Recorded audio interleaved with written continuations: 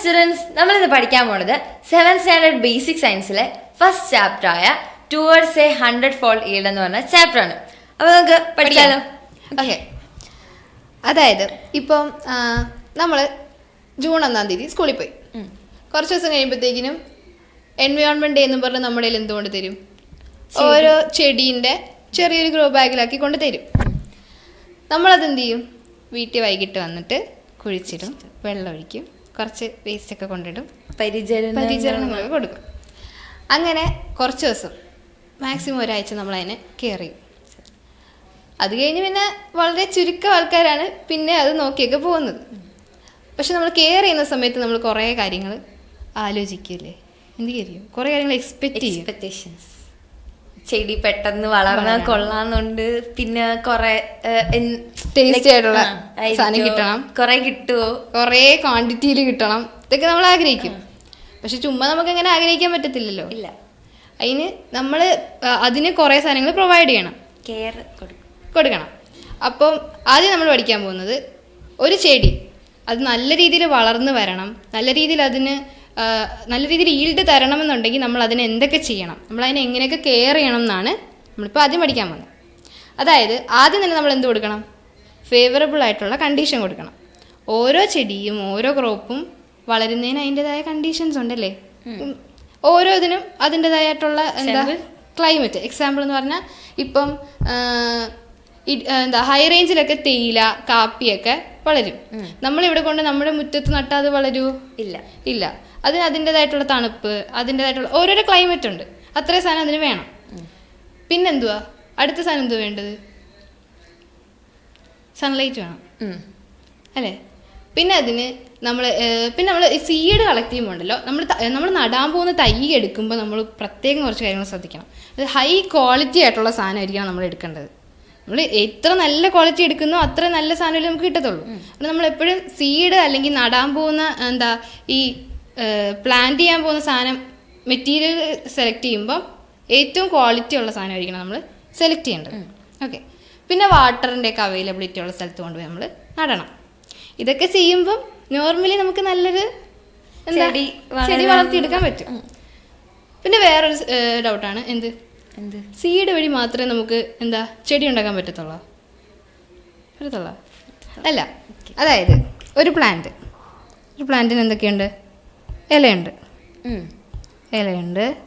അതിന് വേരുണ്ട്, പൂക്കളൊക്കെ ഉണ്ട്, നമ്മളതൊന്നും പറയുന്നില്ല. നമുക്ക് സ്റ്റെമ്മ് മെയിൻ പാർട്ട് വരുന്നത്. ഇനി ഇതെന്ന് പറയുവാണെങ്കിൽ ഇത് ലീഫിൽ നിന്ന് നമുക്ക് ചെടി ഉണ്ടാക്കാൻ പറ്റും. അറിയാവോ? അതായത് അതിൻ്റെ പേരാണ് ബ്രയോഫൈലം. ബ്രയോഫൈലം എങ്ങനെ ഉണ്ടാക്കുന്നതെന്ന് അറിയാവോ? നമ്മുടെ ചെടി, അതായത് ഈ ബ്രയോഫൈലത്തിൻ്റെ തന്നെ മദർ പ്ലാന്റ്, ഈ പ്ലാന്റിൻ്റെ ഇലയിൽ നിന്ന് നമ്മൾ ഈ ഇല കട്ട് ചെയ്തിട്ട് നമ്മൾ കൊണ്ടുപോയി കുഴിച്ചിടും. അപ്പോൾ ഈ ഇലയിൽ നിന്ന് എന്ത് ചെയ്യും? കുഞ്ഞു ബേബി ലീവ്സ് വളർന്നു വരും. അതാണ് നമ്മുടെ ലീഫിൽ നിന്ന് ചെടി ഉണ്ടാവുന്നതിൻ്റെ എക്സാമ്പിൾ. ഓക്കെ അല്ലേ? ഇനി സ്റ്റെമ്മിൽ നിന്ന് എന്താ ഉണ്ടാവുന്നത്? കപ്പ എങ്ങനെയാണെന്നറിയാവോ? അതെ, ഇത് കപ്പേൻ്റെ പ്ലാന്റാന്ന് വിചാരിക്കും. ഇതിനകത്തുനിന്ന് നമ്മൾ എന്ത് ചെയ്യും? ഇങ്ങനെ കട്ട് ചെയ്ത് സ്റ്റെമ്മ് എടുക്കും. എന്നിട്ട് നമ്മൾ വേണ്ടേ മണ്ണി കുഴിച്ചിടും. ഇങ്ങനെ മല പോലെയൊക്കെയാണ് കപ്പ കുഴിച്ചിടുന്നത്, കണ്ടിട്ടുണ്ടോ? നമ്മൾ ഇങ്ങനെ കുഴിച്ചിടും. പയ്യെ എന്ത് ചെയ്യും? അതിനും ഇലകളൊക്കെ വന്ന് വലുതായി അടിയിൽ കപ്പ വരും. ഓക്കെ അല്ലേ? ഇനി ഇത് നമ്മുടെ റൂട്ടിൻ്റെ ഇവിടെയുള്ള സ്റ്റെമ്മിനാണ് നമ്മൾ എന്ത് പറയുന്നത്? അണ്ടർഗ്രൗണ്ട് സ്റ്റെം എന്ന് പറയുന്നത്. ഇവിടെ നിന്നും പ്ലാന്റ് പാർട്ട് വരും. അതിനെന്നറിയാവോ? ഇഞ്ചി, അതുപോലെ തന്നെ മറ്റേ ചേമ്പ്, കാച്ചിൽ, മഞ്ഞൾ, ഇതൊക്കെ എവിടെ നിന്നാണ് വരുന്നത്? ഇതൊക്കെ അണ്ടർഗ്രൗണ്ട് സ്റ്റെമ്മിൽ നിന്നാണ് വരുന്നത്. അപ്പം എത്ര സാധനങ്ങൾ നമ്മൾ പഠിച്ചു? സ്റ്റെമ്മിൽ നിന്ന് ഉണ്ടാവുന്നുണ്ട്, ലീഫിൽ നിന്ന് ഉണ്ടാവുന്നുണ്ട്, അണ്ടർഗ്രൗണ്ട് സ്റ്റെമ്മിൽ നിന്ന് ഉണ്ടാവുന്നുണ്ട്. അതുപോലെ തന്നെ ഓക്കെ. അപ്പം എന്ത് മനസ്സിലായി? സീഡ് കൊണ്ട് മാത്രമല്ല പ്ലാന്റിന്റെ എല്ലാ പാർട്ടിൽ നിന്നും, അതായത് ഒരു പ്ലാന്റിന് എത്ര പാർട്ടുണ്ട്? ലീഫുണ്ട്, സ്റ്റെമ്മുണ്ട്, അണ്ടർഗ്രൗണ്ട് ഉണ്ട്. അപ്പൊ ഈ എല്ലാ പാർട്ടും നമുക്ക് എന്ത് ചെയ്യാൻ പറ്റും? പുതിയ പ്ലാന്റിനെ ഉണ്ടാക്കാൻ പറ്റും. അപ്പൊ സെറ്റ് അല്ലേ? അപ്പൊ ഇങ്ങനെ അതായത് സീഡ് എന്നല്ലാതെ ഇപ്പൊ നമ്മൾ മാങ്ങ തിന്നിട്ട് മാങ്ങാണ്ടി കൊണ്ടല്ലാതെ ബാക്കി അതായത് പാർട്ടിൽ നിന്ന് ഉണ്ടാക്കി എടുക്കുന്ന പുതിയ പ്ലാന്റ്സിനെ നമ്മൾ എന്ത് പറയുന്നുണ്ട്? വെജിറ്റേറ്റീവ് പ്രൊപ്പഗേഷൻ എന്ന് പറയുന്നുണ്ട്. ഓക്കെ. അപ്പോൾ വെജിറ്റേറ്റീവ് പ്രൊപ്പഗേഷൻ എന്താ?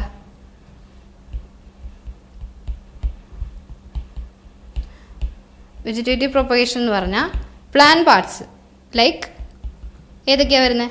Leaf, stem, root, underground stem. Okay, ഇതിൽ നിന്നൊക്കെ പുതിയ പ്ലാന്റിനെ ഉണ്ടാക്കുന്നതിന് നമ്മൾ എന്താ പറയും? Vegetative propagation. അത് നമ്മൾ അസെക്ഷൽ റീപ്രൊഡക്ഷൻ എന്ന് പറയും. അപ്പോൾ സെക്ഷൽ റീപ്രൊഡക്ഷൻ എന്താ? അതായത് സെക്ഷൽ റീപ്രൊഡക്ഷൻ എന്ന് പറയുമ്പോൾ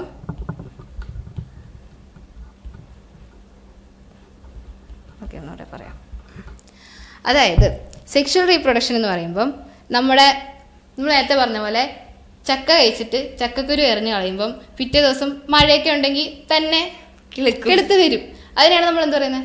സെക്ഷൽ റീപ്രൊഡക്ഷൻ എന്ന് പറയുന്നത്. അതായത് ഏതൊരു ഫ്രൂട്ടിൻ്റെയും സീഡിൽ നിന്ന് പുതിയ പ്ലാന്റ് ഇങ്ങനെ പൊട്ടി മുളച്ച് ഇലയൊക്കെ വരുന്നതിന് നമ്മൾ സെക്ഷൽ റീപ്രൊഡക്ഷൻ എന്ന് പറയും. സെക്ഷൽ റീപ്രൊഡക്ഷൻ ഇപ്പോൾ എന്തുകൊണ്ടാണ്?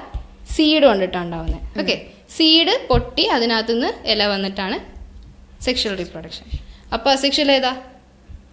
Seed. Asexual asexual leaf, stem, root etcetera. Vegetative propagation. അപ്പോൾ 2 type of reproduction in plants ആണ് നമ്മൾ പഠിച്ചത്. ഓക്കെ, അപ്പോൾ നമ്മൾ എന്താ പഠിച്ചത്? Plant reproduction. അതെങ്ങനെയാന്ന് നോക്കാം.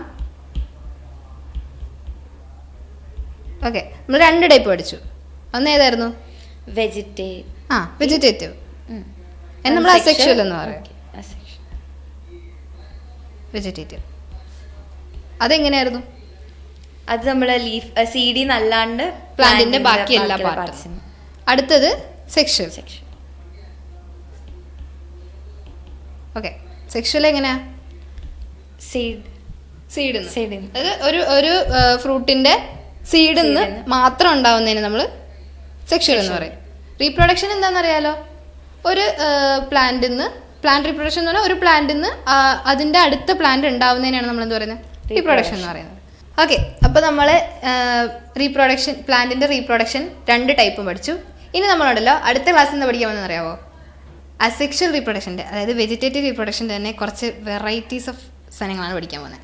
ഓക്കെ, ഇപ്പം ഒരു പെട്ടെന്ന് എങ്ങനെ നമുക്കൊരു മാവ് അല്ലെങ്കിൽ ഒരു പേരയ്ക്ക മരം ഇതൊക്കെ നമുക്ക് എങ്ങനെ പെട്ടെന്ന് കായ്ക്കാം.